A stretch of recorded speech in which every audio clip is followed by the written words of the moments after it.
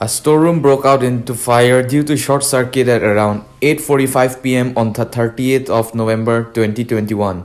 The incident took place at Jawahi Singh residence of Chauhan Basti under Bakalia, Karbi Anglong, and no person was harmed.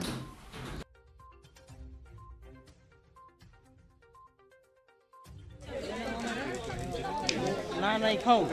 ये नहीं खे घर जा नहीं होना आते हैं जो ना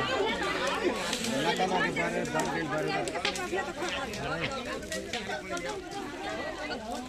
बड़ा चावल मुश्किल बनाओ समझ लो चालू भले तो बची हां हां पहले भले ना नहीं खाओ ये नहीं खे घर जा नहीं होना आते हैं जो ना ना करना के बारे दाम के बारे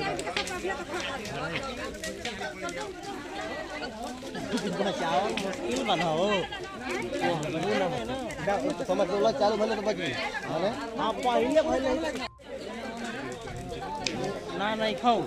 ये नहीं खे घर जा नहीं होना आते हैं जो ना ना करना के बारे दाम के बारे बड़ा चावल मुश्किल बनाओ समझ लो चालू भले तो बची हां पहले भले ना नहीं खाओ ये नहीं खे घर जा नहीं होना आते हैं जो ना ना करना के बारे दाम के बारे बड़ा चावल मुश्किल बनाओ समझ लो चालू भले तो बची हां पहले भले ना नहीं खाओ ये नहीं खे घर जा नहीं होना आते हैं जो ना ना करना के बारे दाम के बारे बड़ा चावल मुश्किल बनाओ